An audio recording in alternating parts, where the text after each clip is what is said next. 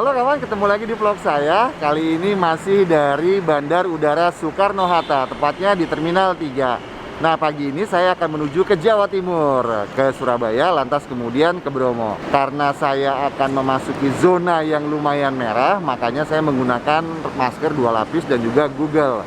Nah, pagi ini saya sudah melakukan proses check-in dan seluruh proses validasi seperti yang sudah saya ceritakan pada vlog saya yang sebelumnya. Setelah itu saya sebenarnya bisa nunggu di lounge sih, cuman saya menghindari untuk berada di ruang tertutup terlalu lama. Jadi saya memilih untuk ada di luar supaya ada sirkulasi udara yang bagus. Seperti itu. Nah, saya lagi nunggu teman-teman, nanti begitu datang teman-teman kita langsung ngumpul dan kemudian masuk ke dalam ruang tunggu.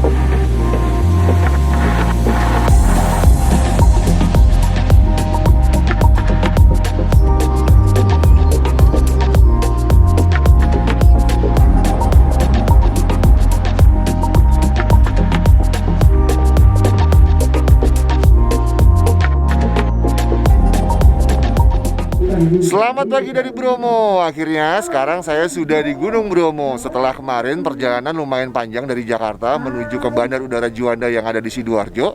Lantas dari Sidoarjo saya langsung menuju ke Bromo bersama dengan kawan-kawan yang lain. Dan pagi ini saya sudah berada di salah satu spot andalan Bromo yang sepertinya sih baru, karena sebelumnya tahun lalu tepatnya ketika saya ke Bromo ini belum disebut-sebut orang, yaitu Puncak Seruni. Nah, pagi ini ada beberapa kegiatan yang saya ikuti dan nanti mungkin sekitar pukul 9 pagi acaranya akan mulai. Nah, di belakang saya ini adalah pemandangan Gunung Bromo pagi ini.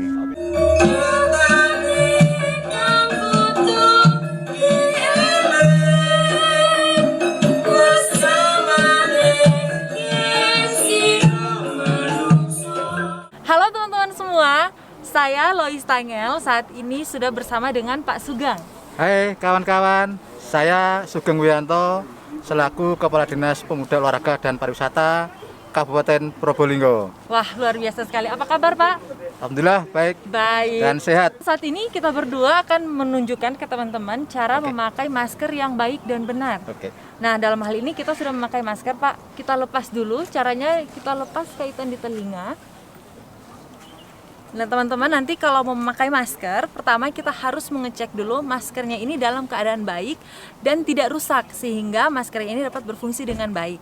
Dan sebelum kita memakai masker, kita harus mencuci tangan terlebih dahulu di air yang mengalir dengan menggunakan sabun atau menggunakan hand sanitizer. Tapi kali ini kita langsung menunjukkan saja cara menggunakan masker yang baik dan benar. Caranya langsung ditempelkan di bagian wajah dan dikaitkan di telinga seperti ini.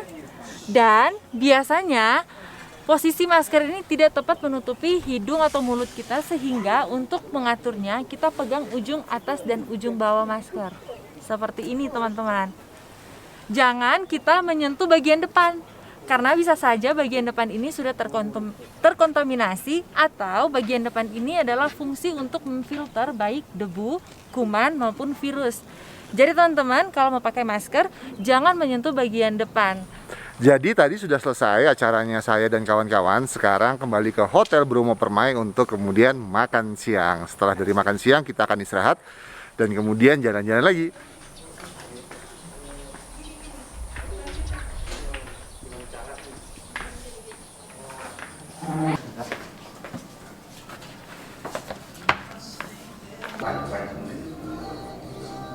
Motor di atas batu semua, nggak mau juga aku bangun pinggir.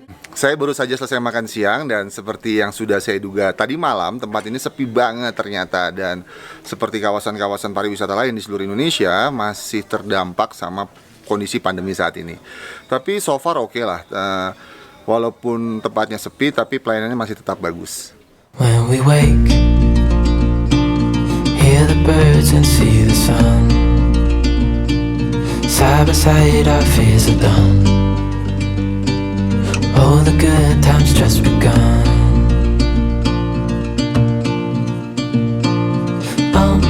We know what we have, let's hold on tight. Found what we're looking for in life. Call us crazy, but things are finally right. With you and I, the future is bright. Oh, you and I, we got it. We don't need no more. Even in the hard times, you and I can weather any storm. Before I sleep, hear the crickets, see the moon. Side by side and through. No limit to what we can do.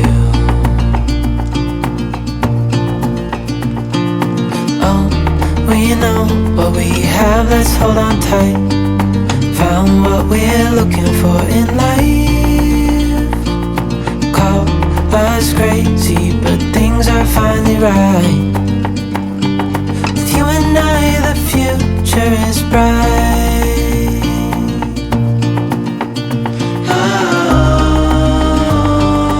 you and I, we got it. We don't need no more. Even in the hard times, you and I can weather any storm.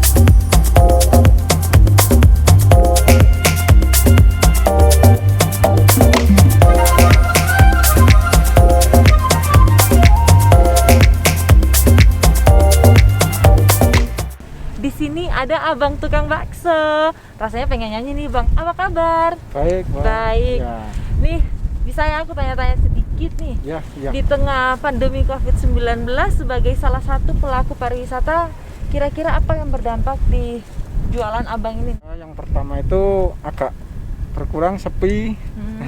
Yang kedua ya gimana ya? Efeknya terlalu banyak ya, Mbak, untuk warga Indonesia semuanya gitu. Kira-kira udah berapa bulan nih Pak off, tinggal di rumah aja, terus akhirnya mulai berani berjualan lagi setelah pemerintah membuka kembali flight di tiap bandara? Ya itu waktu Bapak Presiden nggak boleh itu dari apa wawancaranya itu nggak boleh keluar Ya. sampai sekarang itu. Ada perbedaan nggak Pak income dari sebelum COVID sampai saat ini ketika Bapak mulai kembali lagi bekerja? Turunnya semakin itu banyak, Mbak. Kira-kira ya 25% atau 30%. Tapi saya salut nih, Bapak sudah memakai masker. Jadi dari Bapak sendiri sebagai penjual dan kami juga di sini sebagai pembeli merasa aman karena Bapak melindungi diri, secara otomatis juga melindungi kami sebagai pembeli. Ada harapan nggak nih Pak untuk pariwisata, industri pariwisata saat ini ke depannya meskipun saat ini masih kita menghadapi COVID-19? Harapan saya semoga ini cepat selesai nih ya, dan sukses Saat semuanya. ini saya sudah berada di Pasir Berbisik Bromo bersama dengan abang-abang kece yang dari tadi ngebantu kita ngedrive menuju tempat-tempat pariwisata yang ada di Bromo ini. Sebelum kita tanya lebih lanjut, saya mau kenalan dulu nih. Halo Abang, dengan siapa? Wiranto, Pak Wiranto, Ya. dengan Sugeng, Pak Sugeng dan juga Riko. teman-teman. Seperti yang teman-teman lihat di belakang kami ini adalah mobil-mobil yang biasanya dipakai kalau teman-teman mau berwisata. Dan saat ini saya mau berbicara langsung dengan teman-teman yang kece dan keren. Dengan Abang Wiranto dulu nih.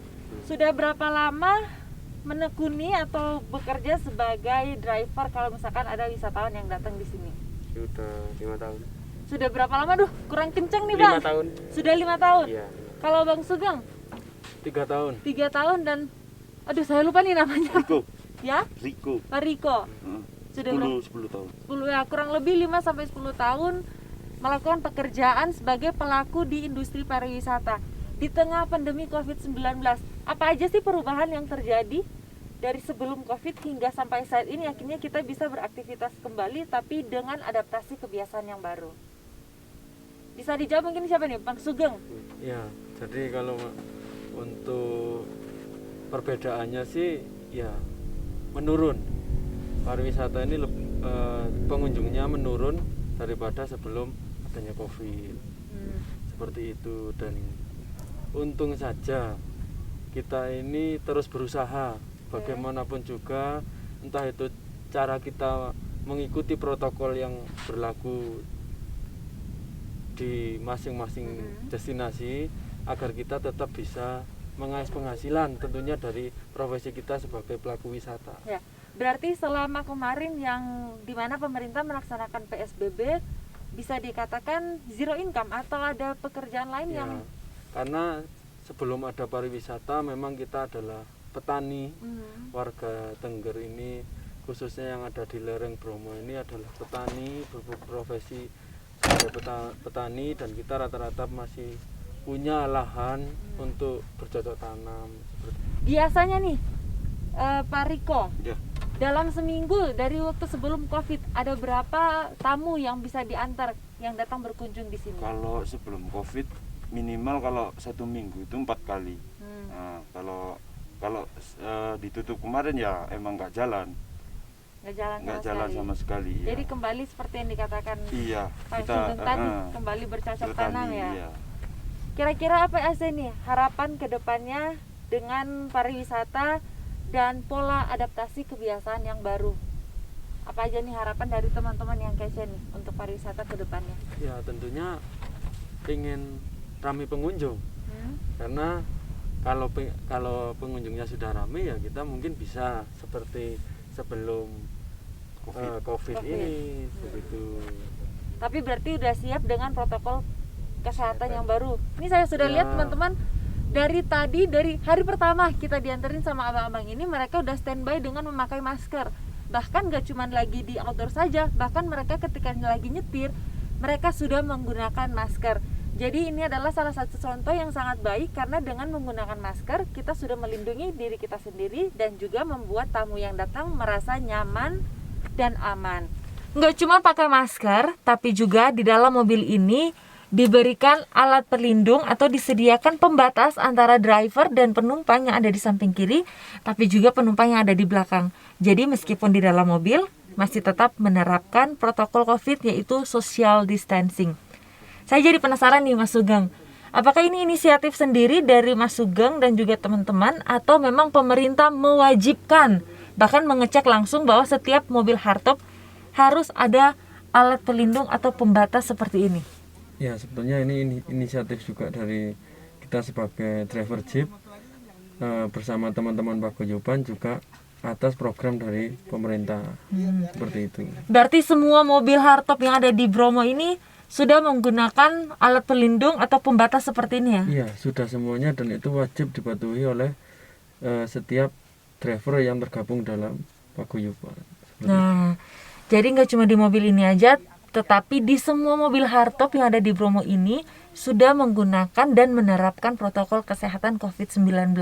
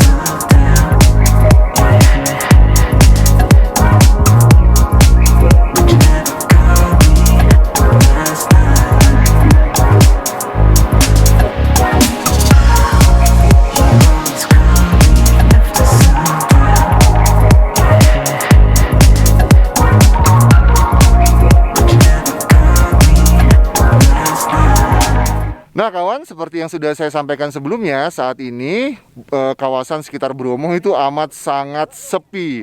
Bahkan ketika kami masuk ke kawasan Pasir Berbisik, juga ke Bukit Teletabis, itu bisa dihitung dengan jari lah para wisatawan yang kami temui sepanjang jalan. Tapi di satu sisi ini memberi sebuah kesempatan kepada kami untuk bisa mengeksplorasi foto, video, ngedrone, dan lain sebagainya lebih leluasa dan tidak terganggu dengan para wisatawan yang lain. Namun demikian, kalau misalkan kalian memutuskan untuk berlibur ke Bromo dalam masa pandemi ini, jangan khawatir. Kenapa? Karena kawan-kawan pengemudi mobil hardtop yang biasa disewa untuk berkeliling di sekitaran Bromo itu sudah menerapkan protokol kesehatan secara keren, secara baik, dan mereka sangat patuh terhadap protokol kesehatan. Seperti itu. Nah, saat ini kami akan kembali ke hotel karena sudah puas berkeliling Bromo seharian ini.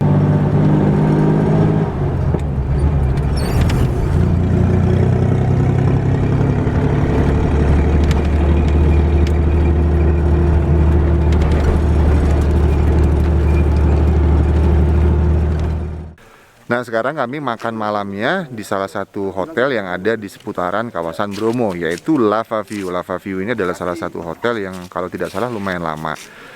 Saya pertama kali ke Bromo itu nginepnya di sini. Tempatnya sih keren, cuman sekarang lagi penuh banget.